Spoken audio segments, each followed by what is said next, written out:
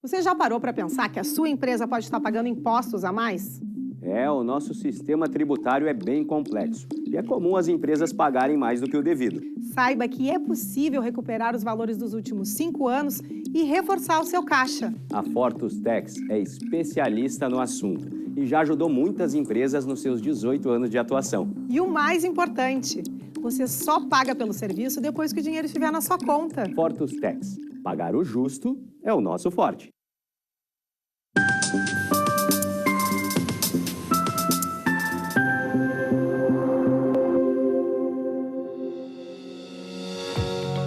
Olá, está no ar o programa Papo Certo. Comigo, Amanda de Oliveira e João Custódio. E hoje no Brasil é o dia de luto pelas vítimas de violência doméstica e também o dia do fuzileiro naval. Boa noite, sejam bem-vindos. O nosso programa é ao vivo de segunda a sexta às 8 da noite, logo após o Cadeira Cativa, aqui na Ubra TV. Já que estamos no mês das mulheres, hoje vamos falar sobre diversos direitos da mulher. Tantos os que já foram conquistados, mas quantos ainda faltam? Nossa convidada de hoje é a doutora Lisiana Carraro, especialista em Direito de Família, Civil, Sucessões e Imobiliário, doutora em Diversidade Cultural, Inclusão Social e Políticas Públicas para as Mulheres. Muito boa noite, seja bem-vinda. Muito obrigada. Então, muito bem-vinda realmente, doutora Lisiana. E você aí de casa já pode enviar sua pergunta ou comentário através do nosso WhatsApp 51 3029 8080 e vamos ler e a nossa convidada a responder aqui no programa. Fique aí, que já estamos voltando.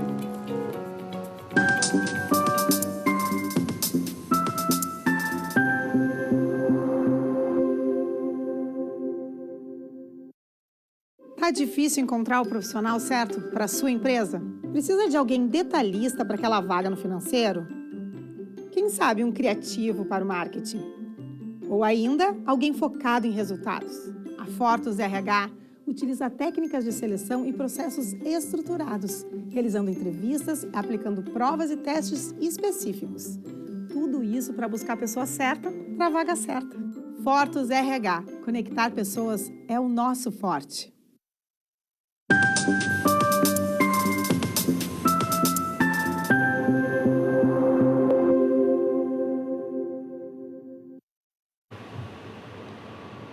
Voltamos com um Papo Certo. Aproveita e participa, enviando a tua mensagem ou comentário através do nosso WhatsApp. E não se esqueçam que também estamos ao vivo pelo YouTube e Facebook. Bom, vamos para a primeira pergunta da noite. Então, doutora, por que os direitos das mulheres são tão importantes? Então, na verdade, historicamente, nós temos uma luta constante pelo reconhecimento dos direitos da mulher. Imaginem vocês que até a Constituição de 88, nós tínhamos diferenciação em várias áreas, né? Na questão das atividades profissionais, temos historicamente também direitos às condições de trabalho, cargos, voto, licença. Então, tem várias questões que são relevantes e que precisam, então, serem ditas e conhecidas. E, doutora, se a gente pudesse trazer alguns exemplos dos mais importantes, quais são os direitos da mulher? Bom, nós temos a questão da igualdade de gênero, né, que é bem importante, em relação às condições de trabalho, direito a voto, como eu disse anteriormente, né, e legislações específicas, como, por exemplo, a Lei Maria da Penha, né, que data hoje, né, uma questão de menção às mulheres que foram mortas efetivamente por alguma questão de gênero. Bom, doutora, em 1932, quando a mulher adquiriu o direito ao voto, né? Como é que isso aconteceu? Já não é menos de 100 anos isso, né? Então, João e Amanda e telespectadores, olha só. Nós temos o Código Civil de 16 e o Código Civil de 1916 tinham várias restrições, né? Na década de 20, houve um movimento de uma professora e uma bióloga que iniciaram um movimento feminista, que buscava o quê? Buscava garantir direito ao ensino às mulheres, direito a que mulheres e crianças fossem resguardadas, até porque havia uma restrição bem grande de mulheres estudar. Então, imagina o que foi.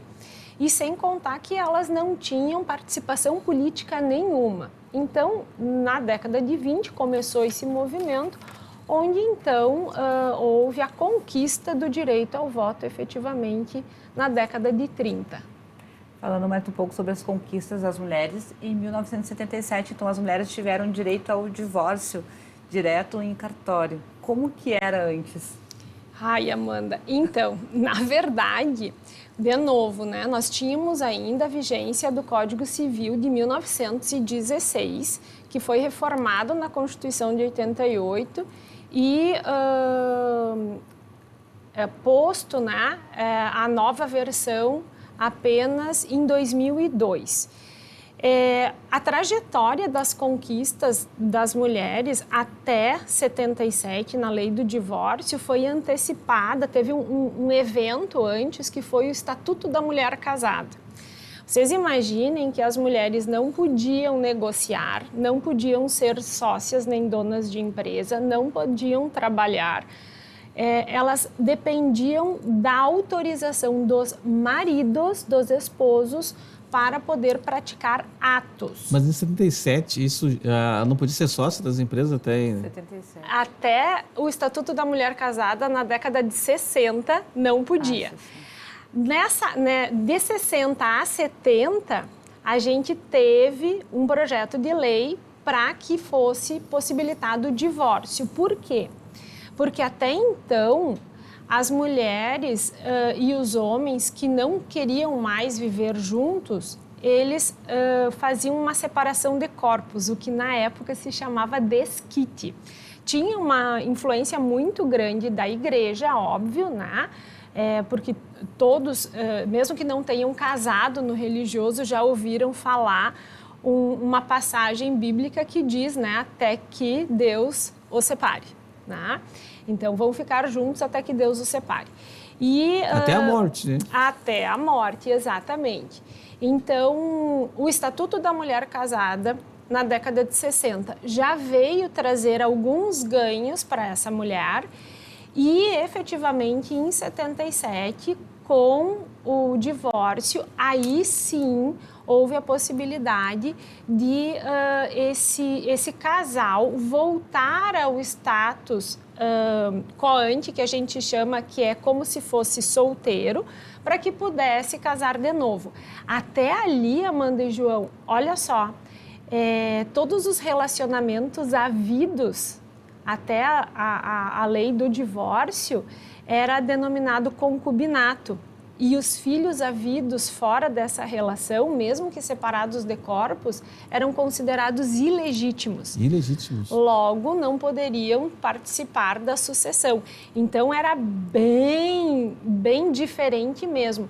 Já houve uma grande conquista na década de 60 com o Estatuto da Mulher Casada, mas muito mais em 77 com a lei do divórcio, que depois melhorou em 88 e 2002. Doutora, e a primeira delegacia da mulher foi criada em 85. Nos fale um pouco mais sobre a Lei da Maria da Penha, promulgada depois em 2006, né? Isso. A Lei Maria da Penha, como eu disse para vocês antes, foi uma grande conquista para as mulheres, porque o Brasil, infelizmente, tem números altíssimos de violência doméstica. A própria Maria da Penha, ela teve que se socorrer a um tribunal internacional de direitos humanos, porque o Brasil, o judiciário, não tomava as devidas providências, todos conhecem muito bem a história dela, várias tentativas de, na época, o homicídio, hoje também uma grande conquista, uma reforma do Código Penal, onde tem a figura do feminicídio E há 2 anos atrás, o crime de perseguição, que também é importantíssimo para as questões de violência doméstica, aonde a gente tem, então, um espaço, a Delegacia Especializada da Mulher é um espaço de acolhimento com grandes garantias trazidas pela própria Lei Maria da Penha, que é atendimento por policiais mulheres, uma delegada mulher, né? E também, recentemente, a Sala das Margaridas, um espaço dentro das delegacias para que, quando elas vão em horário que não seja o horário de atendimento, no plantão, elas possam ser acolhidas nesse espaço, né, separado das demais ocorrências e sendo então conduzido o boletim de ocorrência, o registro com policiais mulheres. E doutora, em quais momentos que nós podemos identificar que as mulheres percebem que elas estão sofrendo violência em seus relacionamentos? Amanda, muitas mulheres não percebem ou entendem que não estão sofrendo violência doméstica. A minha tese de doutorado, que eu defendi em 2019, o título dela é Casamento é Assim, porque era o que eu mais ouvia nas entrevistas e no acompanhamento dos boletins de ocorrência. Eu trabalho com violência doméstica específica há 13 anos, vou a 14 anos esse ano. E ouvi muitas mulheres, e muitas delas sempre diziam, doutora, mas eu tenho que servir o meu marido, né? Casamento é assim. Doutora, brigas são normais, todos os casais brigam, casamento é assim. E aquilo me incomodava, e para um docente, né? Para um pesquisador, a forma de dar voz a esses problemas sociais é a publicação. Então, eu comecei a fazer várias publicações e ingressei num programa de pós-graduação com linha de pesquisa em políticas públicas para as mulheres e fiz a minha tese trazendo isso. Então, o que acontece? Muitas mulheres entendem que aquilo que elas estão vivendo no casamento faz parte de um relacionamento. Dentro de uma normalidade, entre aspas, digamos assim. Isso. Gente, casamento é cumplicidade, é amor, é parceria. Discussões vão haver, como eu sempre digo, né? Mas o respeito, ele precisa ser mantido entre o casal.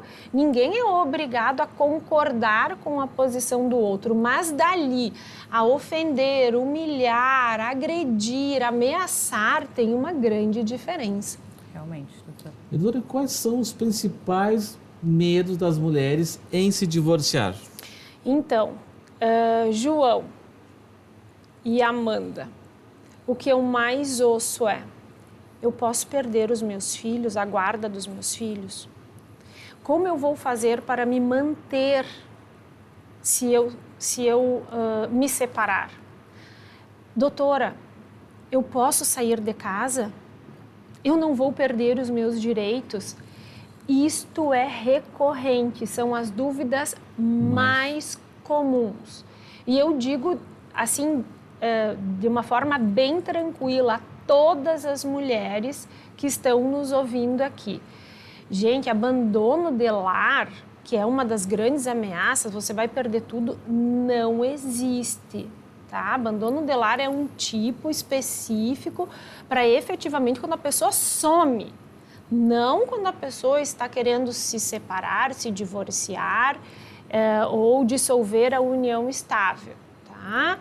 Então, isso não existe, essa perda de direitos não existe. Tá? E a questão financeira, existem situações que precisam ser vistas, né? Qual é a condição dessa mulher no relacionamento?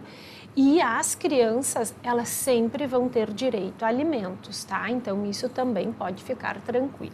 Acho importante os esclarecimentos, primeiro para as mulheres saberem dos seus direitos e também dos homens também saber do que é uma agressão. Os deveres também, os deveres claro. E também, eu acho que também é uma forma também dos homens também se informarem também. Claro. Agora, mudando um pouquinho de assunto, passando da agressão para falar sobre maternidade, doutora. O direito à licença maternidade foi obtido somente em 1988. Como era antes e como é agora? Amanda, olha só como é que era. A mulher tinha direito a 4 semanas antes do parto e 8 semanas depois do parto.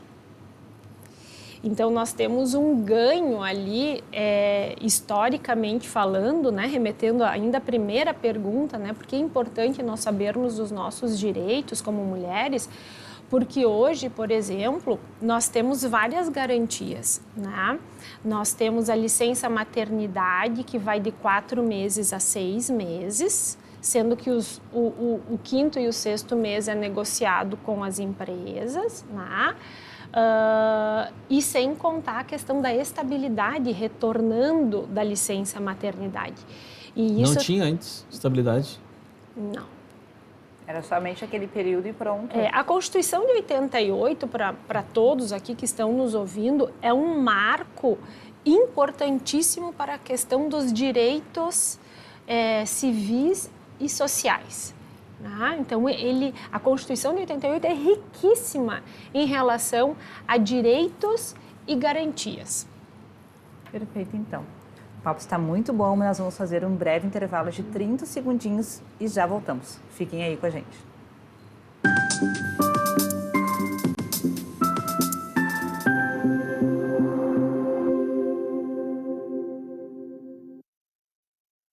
Em tempos de juros altos, margens reduzidas e incertezas, rever estratégias é fundamental para manter o seu negócio competitivo.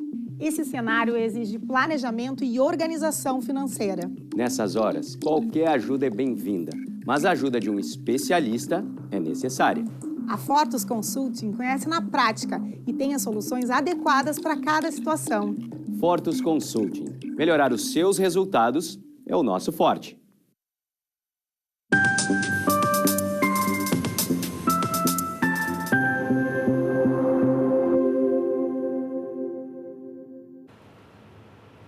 O Papo Certo está de volta e aqui nós falamos sobre as diversas áreas do direito, empreendedorismo e saúde.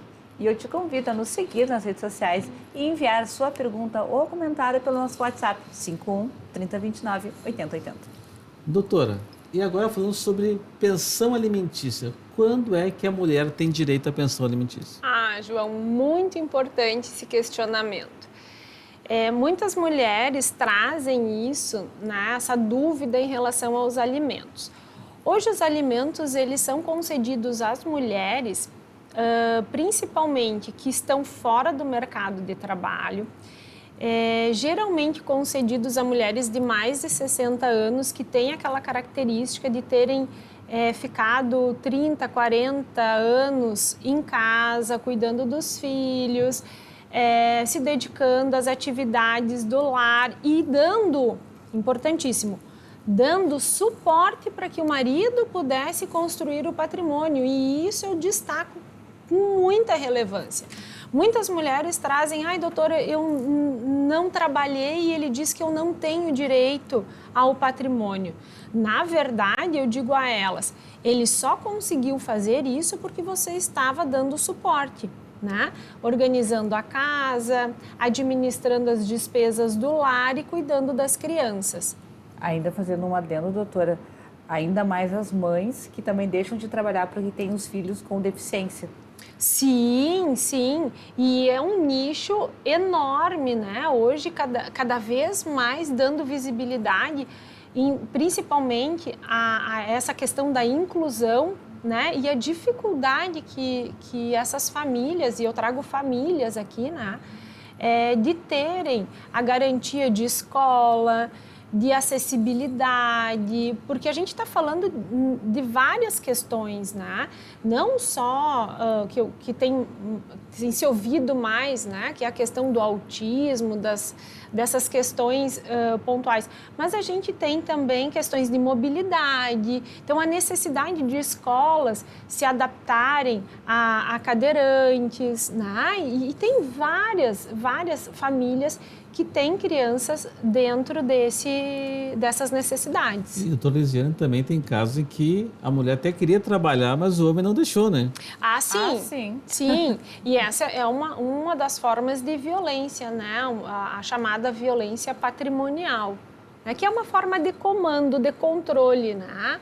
Eu digo, é a síndrome da princesa, né? Eu disse, cuidado quando vem com aquele cantinho de sereia dizendo, não, tu é a minha princesa, tu não vai precisar trabalhar, eu vou te dar tudo. E realmente, no começo é assim. E depois começa, tu tá gastando demais, não precisa ir para salão, para que fazer a unha, não precisa fazer o cabelo toda hora. E aí começa a podar e gente, autoestima, a questão da sociabilidade, começa a se sentir feia, não participa mais de grupo social, começa a se afastar e aí vem N outras situações que a gente sabe como depressão, tentativa de suicídio e, infelizmente, alguns resultados positivos em relação a esses números. E outros profissionais também, como os psiquiatras, psicólogos, medicamentos, porque quando a mulher entra nesse ciclo, vem a depressão e aí desencadeia muitas outras coisas. Sim. A nossa próxima pergunta para a doutora, creio que muitas pessoas até realmente não saibam sobre isso, mas a mulher, ela tem direito à pensão alimentícia durante a gravidez, não é, doutora? Ah, então, isso, Amanda, é importantíssimo. Tem um nome que é meio estranho, assim, que é alimentos gravídicos. O que é isso? Eu nunca tinha ouvido falar. Foi mais um aprendizado do programa. Tu não vai precisar, João. Na Não, verdade. mas você tem que saber, pode ser alguém da família pode estar precisando de uma situação dessa, né? Alimentos gravídicos. Isso, alimentos gravídicos, que são para quê? É para o feto. Né? Esses alimentos gravídicos, eles são possíveis de serem postulados geralmente em situações em que eram namorados, estavam ficando, veio a gestação, né? E o rapaz não assume esse compromisso. E vocês sabem, né, mulheres e homens que são pais, sabem que a gente precisa fazer pré-natal, precisa fazer vários exames e pode ser que essa mãe não tenha um plano de saúde, enfim, ou que tenham alguns exames que precisam ser feitos de forma imediata, mas que o Sistema Único de Saúde não fornece no tempo que ela precisa para a realização. Então, a gente diz que tem a possibilidade de fazer a solicitação judicial dos alimentos gravídicos. Não é o mesmo percentual de alimentos para depois que ele nasce, feito o exame de DNA, reconhecido a paternidade, vai ser determinado, tá? Então, para ter uma ideia, é até 30% dos alimentos quando tem o reconhecimento de paternidade dos rendimentos. Mas, antes disso, geralmente é em torno de 5%, porque não se tem ainda a certeza da paternidade. E fazer um exame de DNA na gestação é um exame muito invasivo, e perigoso, né? E perigoso. Então, é definido esse percentual desde que trazido ao judiciário comprovação efetiva de probabilidade daquele rapaz ser o pai e aí ele vai fazendo essa contribuição. E depois, então, nascido, faz o exame de DNA e aí, então, comprovada a paternidade, fixa os alimentos definitivos. Perfeito. Doutora, e quando o aborto ele é permitido de forma legal? Então, o aborto no Brasil, ele tem 3 situações específicas, tá? A primeira na questão do estupro, porque é um número muito grande no Brasil. Nós passamos recentemente por um período que ele aumenta muito, que é o carnaval, né? Nas situações em que a mãe está em risco ou que o feto é anencefalo. E ainda assim, vocês devem ver que existem ações ajuizadas para que seja permitida a realização do aborto nesses casos. E nesses casos, geralmente, a justiça tem uma fama de ser lenta. Nesses casos é mais rápido esse processo? Não, infelizmente não. Porque cada mês que passa vai ficando mais... E é isso que a gente busca trazer como necessidade de se falar, né, nessas questões. Porque, gente, vocês imaginem uma mãe que sabe que o bebê vai nascer, às vezes natimorto, que a gente chama, né, que faz o parto, ele já está morto, ou está prestes a falecer, horas, né? E aí tem estudos comprovados que é 6, 12, 24, quiçá 48. Então é bem difícil. E a gente sabe também, né, João, Amanda, a questão da influência da igreja, né? O quanto a sociedade ainda tem esse pensar de que é um homicídio, que é crime, né? Então, existem todas essas questões que precisam ser levantadas. Nós temos mais ou menos uns 2 minutinhos e meio de programa. Já? Somente uma pergunta da interação da nossa audiência. Talvez o João consiga fazer a última também, que é bem importante. Então, vamos lá. E quando a mulher tem um filho com deficiência, como ela pode fazer, então, para poder requerer pensão para o filho? Sempre procura um advogado da área, se não tem condições, procura a defensoria pública, para que possa ser requerido isso judicialmente, aonde de imediato o magistrado já vai olhar a situação, ela leva os documentos e se faz o pedido. Doutora, última pergunta. Aonde a mulher pode procurar ajuda? Na rede de acolhimento. Gente, olha só, você mulher que está numa situação dessas, vai no CRAS do seu município, Centro de Referência de Assistência Social, vai na delegacia, fala, conta a sua situação, faz o registro para ter garantia dos seus direitos. Em nome da equipe, doutora Lisiana, eu agradeço muito. Também quero aproveitar e mandar um beijo especial para a Luana, que hoje está aqui conosco. Eu que agradeço, gente. Muito obrigada. Eu venho agradecer a você de casa e também lembrar que estamos sorteando em parceria com a série Escola de Idiomas mais uma bolsa de estudos através do Instagram do Papo Certo. E nós vamos nos despedindo. Amanhã às 20 horas estamos de volta. Estará conosco o Dr. Luciano Zufo e falaremos sobre saúde. E o tema vai ser urologia feminina. E você também é nosso convidado. Até lá.